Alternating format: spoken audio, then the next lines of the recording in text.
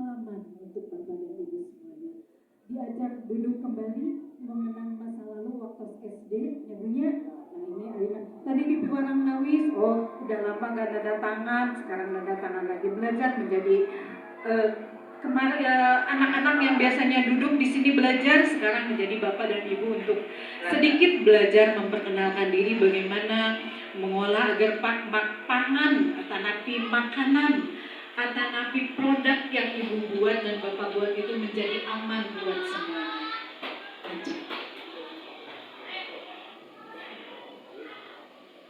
Apa yang disebut dengan keamanan pangan? Ibu dan Bapak mohon maaf karena kita langsung saja ke materi karena saya tahu nanti sebentar lagi anak-anak jajan, kasihan jajanannya kayak di Dinten Ayeuna malah cina dan jualannya laku dabungannya di Piwarang ini penyuluhan. Mudah-mudahan enggak punya tidak laku.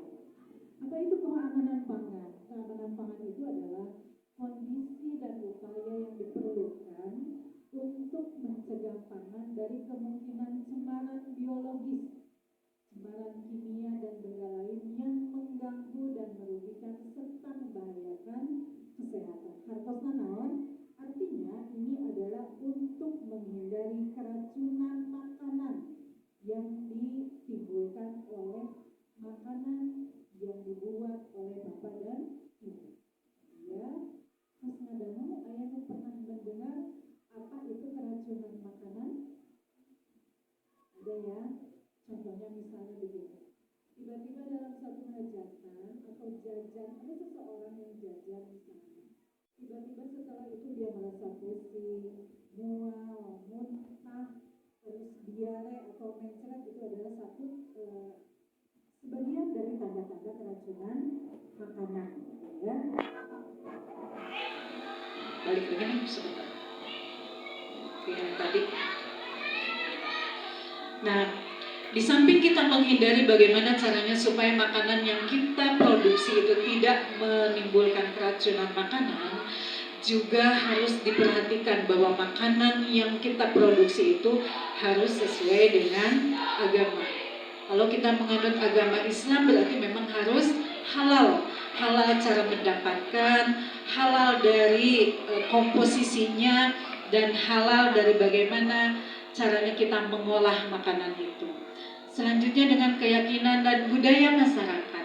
Budaya masyarakat di sini misalnya, Bu pernah mendengar kalau misalnya Pami abdi mah nyebut nate tunggir hayam, bujur hayam, pantat ayam. Itu ada budaya yang tidak memperbolehkan dimakan misalnya sama perempuan atau sama anak kecil. Itu sebaiknya dihindari. Itu namanya budaya, meskipun secara kesehatan itu belum tentu membuktikan bahwa itu nggak boleh misalnya. Yang tidak bolehnya itu karena kenapa? Misalnya dalam kandungan pantat ayam itu di situ banyak sekali lemaknya, sehingga itu di situ diperkirakan banyak sekali mengandung kolesterol. Nah itu secara kesehatannya. Tetapi secara budayanya pokoknya mah cenah nggak boleh kalau memakan pantat bisi dipanunggirkeun cenah punya gitu. Nah itu secara budaya. Jadi kita harus betul-betul mengkolaborasikan atau mempertimbangkan secara agama, secara keyakinan dan secara budaya. Ya, Bapak dan Ibu semuanya, ini adalah perlu diketahui, ini adalah ada kasus keracunan makanan di Indonesia. Mudah-mudahan di Kali Jatiman tidak akan pernah terjadi keracunan makanan. Sangat besar, yang paling tinggi terjadi pada tahun 2016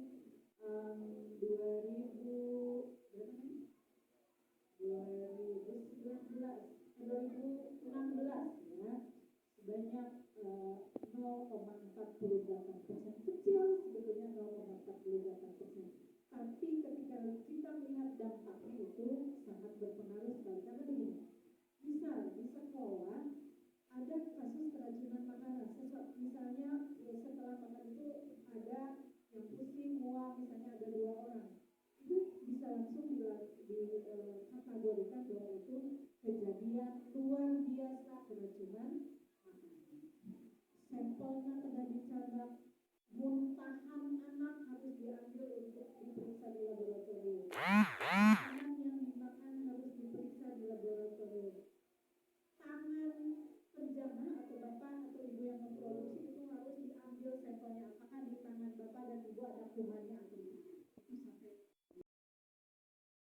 makanan itu berdasarkan dari bakteri apa. Biasanya berdasarkan kalau makanan itu kebanyakan disebut bakteri salmonella disebut, artinya yaitu yang banyak menimbulkan keracunan makanan. Bakteri tidak bisa dilihat oleh mata normal seperti ini, tapi harus melalui proses pemeriksaan menggunakan mikroskop ya Bu ya. Selanjutnya oleh fisika. Fisika itu berbentuk fisik ya Bu ya. Nah, misal kenapa sekarang dilarang makanan dikemas menggunakan dijepit menggunakan hektar? Karena tidak boleh, takutnya si besi yang hektarnya itu termakan atau masuk ke dalam makanan yang kita konsumsi. Jadi tidak boleh. Sebaiknya menggunakan tusuk gigi atau pakai karet saja, tidak menggunakan di hektar ya, itu membayar. Di samping sulit untuk membukanya, itu juga membayar. Atau misalnya ada benda lain, apakah itu paku atau apapun itu yang seharusnya tidak ada dalam makanan itu disebut dengan pencemaran berasal dari fisik atau fisika. Untuk kimia, keracunan yang makanan yang diakibatkan oleh kimia itu langsung ya. Jadi ketika kita makan itu langsung kejadiannya. Jadi akibatnya itu ketika minum atau ketika makan itu langsung karena itu termakan dan terminum langsung diserap oleh badan kita. Jadi kalau secara kimia itu sesungguhnya lebih berbahaya dibanding dengan faktor-faktor yang lainnya. Karena biasanya kalau kimia ini berhubungan dengan racun, gitu ya. Dengan racun, apakah itu misalnya makanan berdekatan dengan obat nyamuk atau pestisida dan lain sebagainya, nah itu bisa mencemari makanan sehingga menimbulkan keracunan makanan yang diakibatkan oleh faktor dari kimia, ya itu langsung. Kalau dari biologi biasanya itu ada jeda waktu, biasanya 2 jam setelah makan baru timbul pusing, mual, muntah. Nah itu biasanya keracunan makanan yang diakibatkan oleh biologi. Ya, lanjut.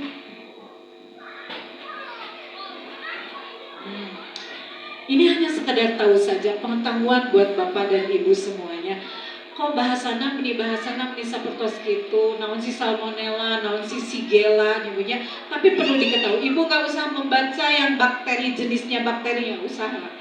Abi oke kirang paham ya. Yang penting kita harus tahu bahwa misalnya begini, salmonella itu akibat penyakitnya tipes, tipesnya dari keracunan makanan, jangan salah gitu ya, bahwa penyakit tipes yang ada di masyarakat itu berasal dari keracunan makanan gitu ya.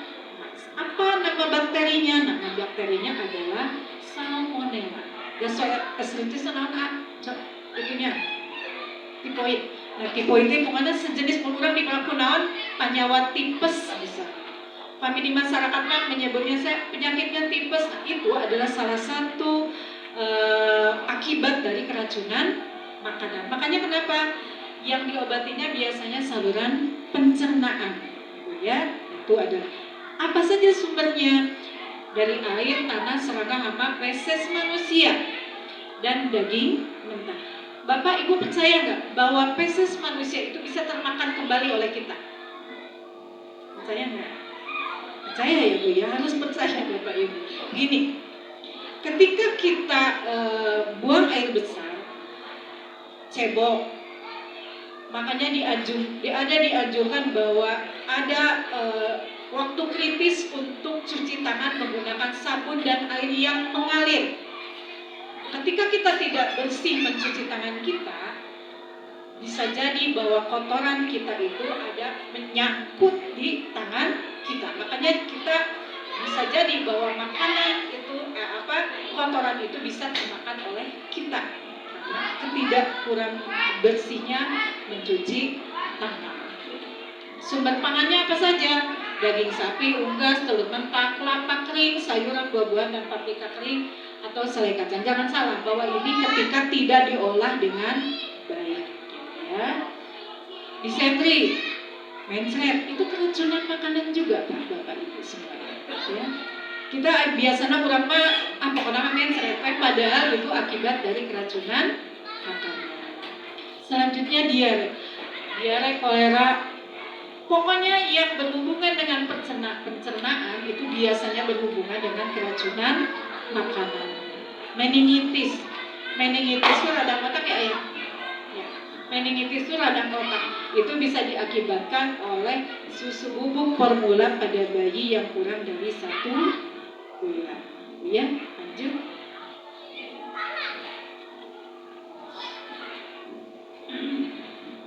Selanjutnya, nah ini adalah salah satu contoh keracunan makanan yang diakibatkan oleh kimia, ya. Jadi kimia itu pokoknya mah racun yang isinya itu ada timbal, tembaga, nitrit dan klorida, ya. Apa saja yang bisa mempengaruhi itu? Jadi sumbernya bisa jadi sayur, buah yang terkontaminasi oleh racun. Makanan asal dalam wadah kaleng yang tidak berlapisan.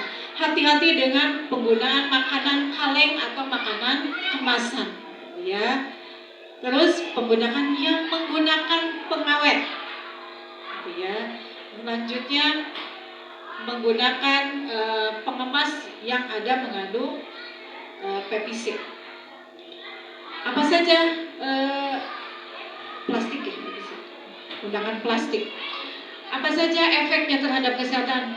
Tadi yang disebutkan sakit kepala, mual, muntah, terus bisa kejang untuk yang paling dan bisa menjadi koma.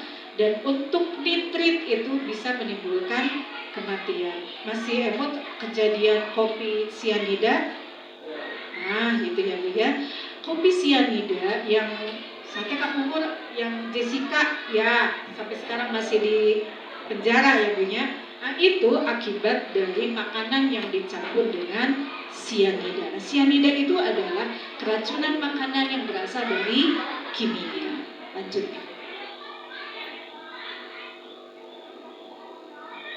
Bagaimana sih persyaratan untuk kesehatan supaya tidak menimbulkan keracunan makanan? Pertama, dari bangunan. Bapak Ibu kan ngolah makanannya di rumah. Kalau di sini kita hanya tinggal menjual saja. Apakah nanti pakai gerobak, pakai sepeda atau pakai apapun itu kita di sini hanya menjual. Persyaratan, tolong perhatikan persyaratan bangunan di rumah atau di tempat mengolah makanan. Pertama, ventilasinya harus baik. Artinya bahwa jendela, ketika ada jendela kedah dibuka, harus dibuka. Udara dari luar itu harus ada, boleh bebas masuk ke dalam ruangan tempat mengolah makanan. Selanjutnya lantainya harus rata, mudah dibersihkan, artinya mudah dibersihkan. Terus pencahayaannya harus cukup. Kenapa sangat pencahayaan harus cukup? Pilih pagentos antara gula sareng garam. Contohnya seperti itu secara logika. Lokasinya harus bagaimana? Harus jauh dari sumber pencemaran. Apakah dari tempat sampah harus jauh, atau tadi dari benda-benda yang kemungkinan bisa menimbulkan kontaminasi atau keracunan terhadap makanan. Contohnya obat serangga, pestisida, pokoknya apapun itu yang mengandung bahan kimia tolong dijauhkan dari tempat pengolahan makanan. Selanjutnya bangunan terperial, yang pasti kita harus bersih. Ketika bersih, insya Allah hal-hal yang mendukung untuk terjadinya racun makanan tidak ada. Ya. Selanjutnya fasilitas kesehatan. Fasilitas kesehatan di sini yang penting ibu harus memiliki sarana untuk cuci tangan pakai sabun. Ya, jadi ibu diwajibkan, bapak ibu diwajibkan ketika akan mengolah makanan harus cuci tangan dulu menggunakan sabun dan air yang mengalir, itu kuncinya. Ya, nanti kita praktek bagaimana cara melaksanakan cuci tangan yang baik dan benar. Ya,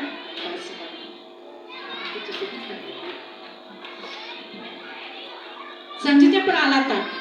Terbuat dari bahan yang kedap air. Kedap air itu artinya tidak bocor, ya, atau tidak merembes. Itu namanya kedap air. Dan tahan karat. Tidak boleh menggunakan alat yang berkarat. Bebas dari lubang, celah atau retakan. Tidak boleh ada yang retak. harus terbuat dari bahan tarapangan. Tarapangan teh yang aman, ya, tidak boleh memungkinkan itu menimbulkan kontaminasi. Selanjutnya peralatan yang sudah bersih harus disimpan dengan baik.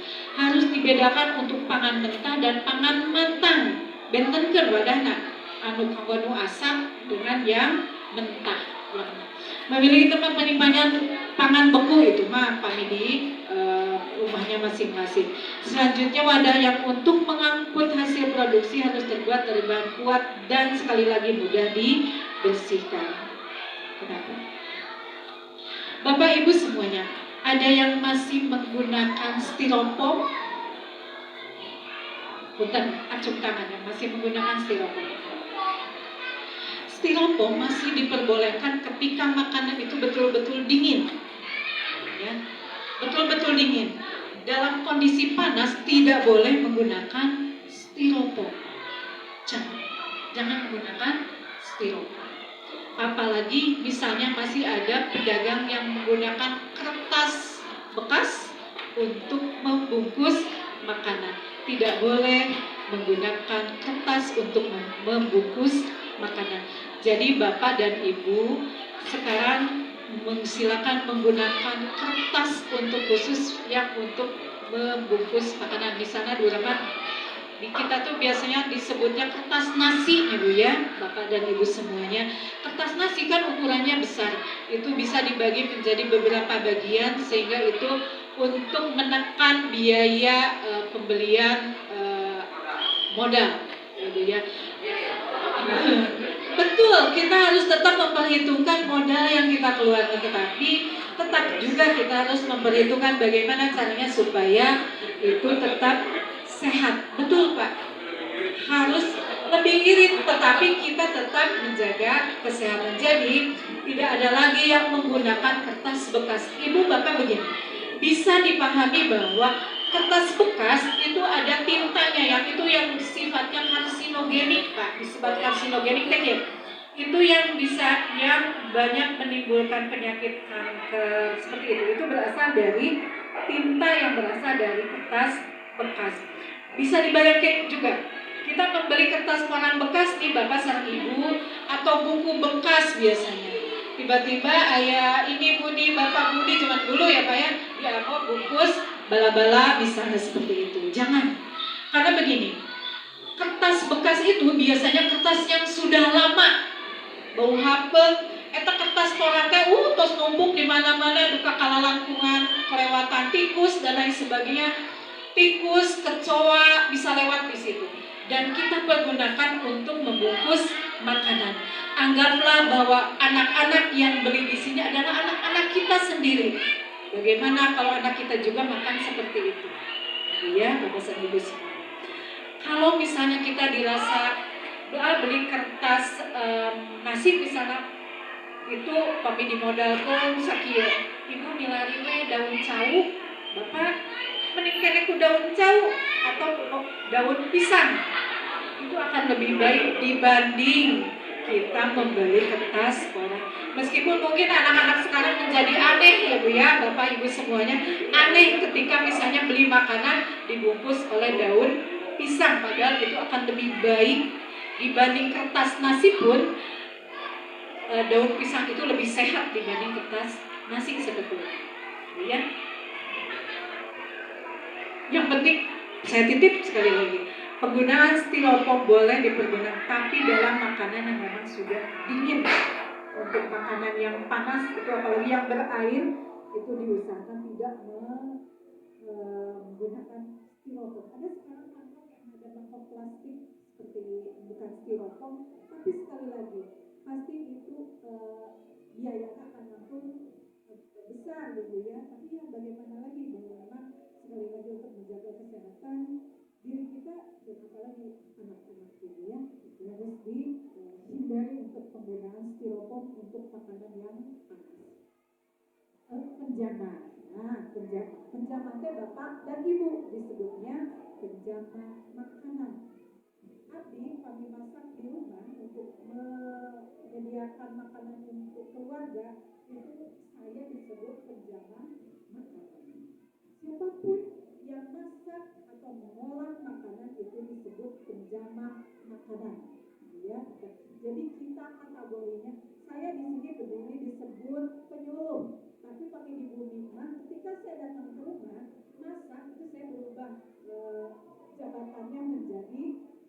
menjamah makanan. Ya. Nah, Ibu, Bapak semuanya, kalau suatu saat di sini sudah berjalan pembinaan seperti ini, kami dari Puskesmas sangat senang sekali Bapak Ibu ketika misalnya dikumpulkan Bapak dan Ibu semuanya untuk diperiksa kesehatannya. Kami sangat welcome sekali, kami sangat terbuka sekali untuk misalnya hari apa, misalnya mau 3 bulan sekali, sekedar misalnya diperiksa tensi darah seperti itu Bapak dan Ibu, kami sangat terbuka sekali untuk itu. Maka menghubungi kami Puskesmas untuk memeriksakan kesehatan kita, karena ketika misalnya kita datang ke Puskesmas itu biasanya orang-orang yang datang yang orang yang sakit, bukan orang yang sehat. Padahal kita sedini mungkin harus pemeriksaan kesehatan kita, gitu ya. Contohnya misalnya Puskesmas boleh kok dipanggil kadia misalnya ke sekolah untuk memeriksakan kesehatan Bapak dan Ibu semua. Kita bekerja sama untuk itu, boleh gitu ya. Sekali lagi kita tidak pernah tahu nih, Bapak dan Ibu ini ada yang punya penyakit gula, ada yang punya hipertensi, yang tensinya darah. Karena kenapa yang tinggi misalnya tensinya? Karena kita tidak pernah meluangkan waktu untuk memeriksakan kesehatan kita. Dongkap ke Puskesmas misalnya, jarang. Orang sehat yang datang ke Puskesmas itu jarang Pak. Rata-rata memang yang sudah sakit, ya Bapak dan Ibu. Selanjutnya, penjamah pangan yang sedang sakit tidak diperbolehkan untuk menjamah makanan. Contoh, batuk. Kalaupun terpaksa sekali harus menjamah makanan itu wajib menggunakan masker. Bapak dan Ibu semuanya di Rumah Sakit Cikereng sekarang kasus COVID-19 sudah mulai naik lagi Bapak Ibu. Ayeuna makan kieu, nu batuk pilek teh menila lama pisan. Bisa jadi padahal mah itu kan penyakit COVID-19 ya. Nah, menggunakan perlengkapan pelindung. Bapak dan Ibu semuanya, bapak-bapak nganggo topi. Itu sebagai alat pelindung laki-laki. Bapak tinggalkan koki sok nganggo topi anu tertutup. Nah, itu salah satu untuk menghindari supaya rambut atau kotoran yang ada di kepala kita tidak jatuh ke makanan. Ibu-ibu nganggo jilbab. Itu adalah salah satu cara untuk menghindari supaya rambut kita tidak jatuh ke dalam makanan. Bapak dan Ibu pernah mengalami tidak? Kalau kita lagi makan, nemu rambut, kadang selera makan teh sok janten hilang. Dia aya rambut jigana gua jeung ketombena murad teh ya. Ketombena gua aya lisana gua aya putuna sami ngiring lebet kanu makanan. Biasanya makanan yang ada rambutnya sok jadi kok ada rambutnya tersebut. Untuk menghindari itu kita harus menggunakan penutup kepala ya. Eta cobi tinggal kuku tinggal kukuna para pendek teh pendek ya Bu ya. Bapak semuanya tidak boleh ada yang berkuku panjang. Nu kukuna panjang mah geus eta mah bagian artis wae, urang mah para pendek wae ya. Punya pokoknya mah urang mah para pendek supaya kotorannya tidak masuk ke dalam kuku. Bersih dan tidak memakai pewarna kuku. Kami ibu-ibu teu nganggo kutek ya. Jangan menggunakan kutek supaya ketika tangan kita atau kuku kita kotor terlihat cepat dibersihkan. Dan sebisa mungkin untuk ibu-ibu tidak boleh menggunakan perhiasan, cincin dan lain sebagainya, dihindari untuk penjamah makanan. Ibu abdi mah bahagia dah ibu abdi teu nganggo perhiasan atau kadang ngagawe perhiasan karena tidak boleh menggunakan perhiasan ketika kita sedang menjamah makanan. Selanjutnya selalu mencuci tangan dengan sabun sebelum dan secara berkala sebelum mengolah makanan. Wajib ibu mencuci tangan. Saya yakin angkasa ini menyediakan banyak sekali tempat cuci tangan. Jadi ibu jangan sungkan-sungkan untuk mencuci makanan terlebih dahulu, mencuci tangan terlebih dahulu sebelum melayani makanan. Tidak menangani pangan secara tekenging bari gagaro wayang. Bari gagaro segala rupiah enggak boleh ya. Tekenging Pak. Diusapan wae atau tigaroan ya. atau dicuci cepat, tidak boleh menggaruk-garuk anggota badan. Selanjutnya mengambil makanan matang harus menggunakan sarung tangan atau alat bantu. Jadi tidak boleh terkena oleh tangan secara langsung. Nyomot bala-bala atau napi apapun itu harus menggunakan alat bantu, penjepit dan lain sebagainya. Kayak icalan baso, mie. Nah, itu banyak sekali lagi. Dengan penyuluhan sekarang ibu dan bapak harus menganggarkan banyak hal. Tadi kertas nasi, tidak boleh menggunakan styrofoam untuk makanan panas. Dan selanjutnya bapak dan ibu di pasar sekarang sudah banyak sekali sarung tangan plastik. Ya, itu adalah salah satu cara. Kami misalnya tidak ada penjepit makanan, boleh kita langsung mengambil makanan secara langsung, tetapi kita harus menggunakan sarung tangan plastik. Ya, kira kok makanya ibu sendiri. Sapak gitu kan isinya kadang 100 pieces itu boleh dipergunakan oleh bapak dan ibu semua. Selanjutnya melakukan pemeriksaan kesehatan secara berkala. Tadi yang diomongin tadi, bahwa kita sangat terbuka sekali apabila dipanggil ke sekolah untuk bapak ibu memeriksakan kesehatannya. Ya. Banyak sekali di antara di puskesmas, ketika kita kunjungan ke lapangan tiba-tiba ditensi, tiba-tiba diperiksa gula, dia tidak merasakan gejala apapun, ternyata kagungan gula, kagungan tensinya tinggi tiba-tiba, padahal kita tidak pernah merasakan gejala apapun dari penyakit itu. Ya, nanti mangga silakan dibicarakan dengan ibu guru atau pihak sekolah di sini. Mangga. Insya Allah.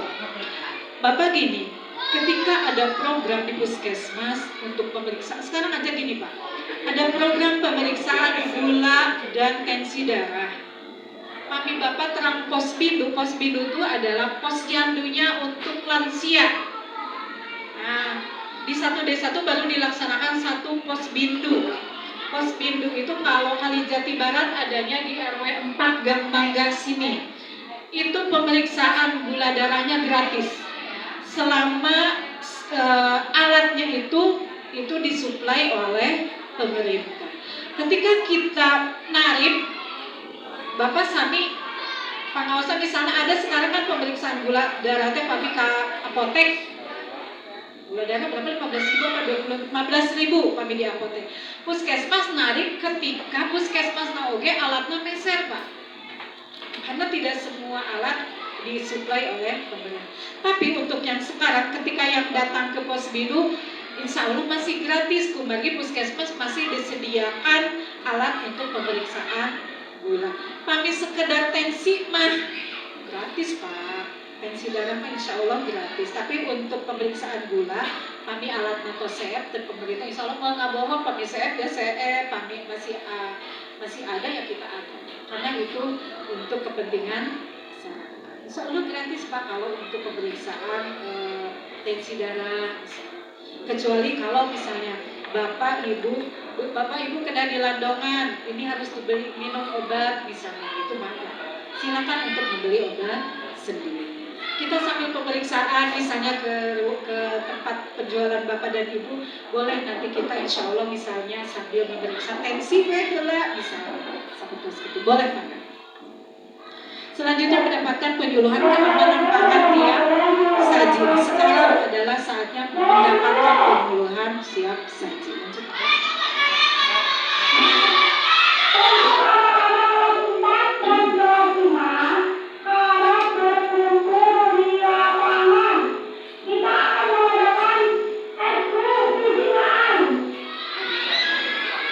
Selanjutnya persyaratan kesehatan pangan.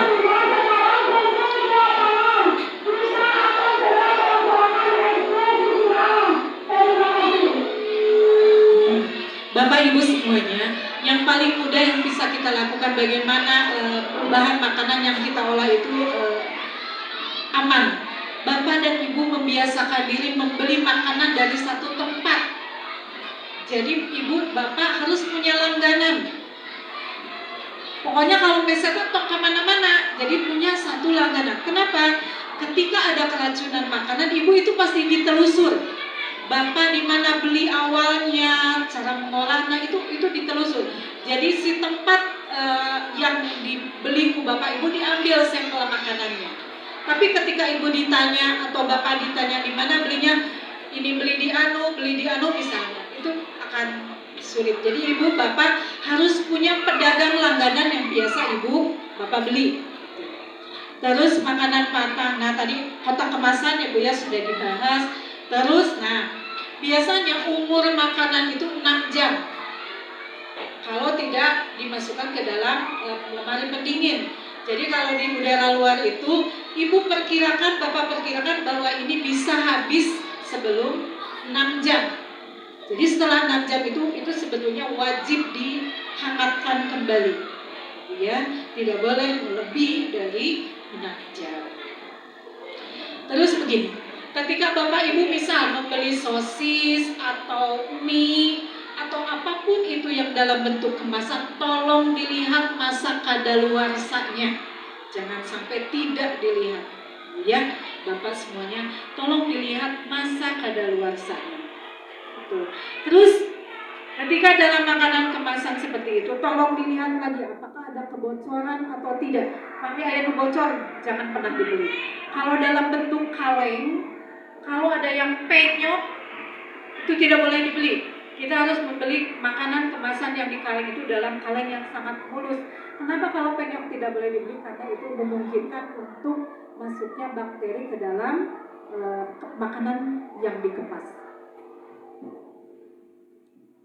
Lanjut nih.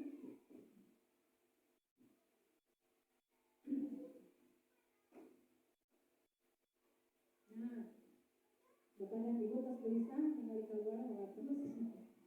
Jadi ini adalah mudah-mudahan yang materi yang terakhir. Saya terapkan 5 kunci keamanan pangan. Bapak dan Ibu, Bapak dari sekian yang tadi diterangkan oleh saya, mudah-mudahan materi yang terakhir ini adalah materi yang melekat atau yang diingat selalu oleh Bapak dan Ibu. Pertama,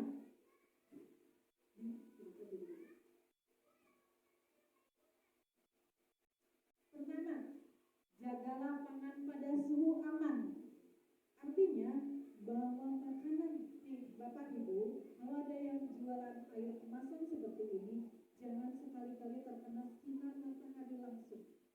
Ya, karena kemasan ini bukan kemasan yang dibuat untuk bisa menahan sinar matahari langsung. Jadi harus dalam tempat yang memang terlindungi. Tidak boleh panas itu di meja disimpan, kena panas langsung sinar matahari tidak. Itu khusus air kemasan. Terus makanan sekali lagi. Makanan yang memang harus disimpan dingin tolong disimpan dalam termos dingin atau menggunakan cool box ya. Terus masaklah dengan benar. Artinya dari segi kebersihan dan misalnya makanan itu daging misalnya, memang harus betul-betul matang. Ya, pokoknya ibu, bapak dan saya yakin sekali, paham sekali bagaimana makanan itu menjadi matang sampai seberapa lama itu harus diperhitungkan oleh bapak dan ibu. Kita harus selalu memisahkan antara makanan yang sudah matang dan makanan yang masih mentah atau dalam bentuk bahan baku. Yang paling utama kita harus selalu menjaga kebersihan.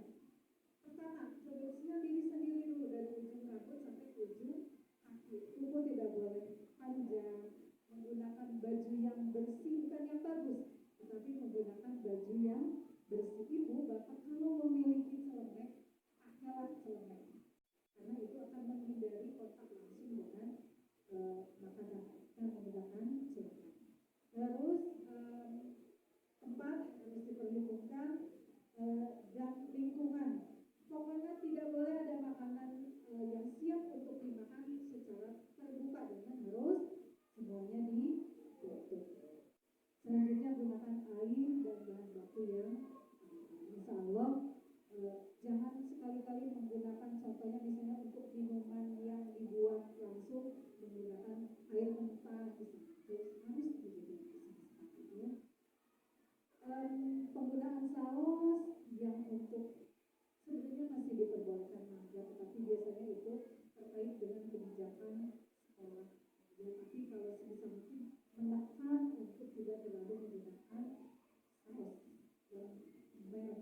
Bapak Ibu harus perhitungan lagi, makanan tidak boleh terlalu terang. Terangnya bisa belum merah sekali, kuning sekali. Biasanya kalau kita makan kerupuk Shanghai pun yang warnanya merah kuning, biasanya pipisnya akan mengikuti warna dari kerupuk tersebut.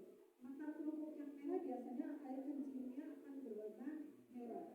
Makan kerupuk yang kuning biasanya akan berwarna kuning. Berbeda ketika kita minum jamu kunyit asam, itu pipisnya akan biasa aja, tidak menjadi kuning pekat atau warna kuning terang seperti hanya kita memakan kerupuk yang warnanya kuning terang. Ya, dari saya cukup sekian. Mudah-mudahan apa yang saya sampaikan pada hari ini bisa menjadikan Bapak dan Ibu menjaga kualitas makanannya sehingga menghindari dari keracunan makanan. Gitu ya. Mohon maaf, saya berdiri di sini bukan berarti saya lebih pintar, tidak.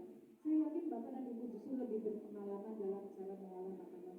Tetapi bisa jadi bahwa pengalaman saya untuk di bidang kesehatannya bisa jadi mungkin saya lebih sedikit tahu. Tetapi sekali lagi bukan berarti saya mengajari kalau saya merasa lebih pintar, tidak.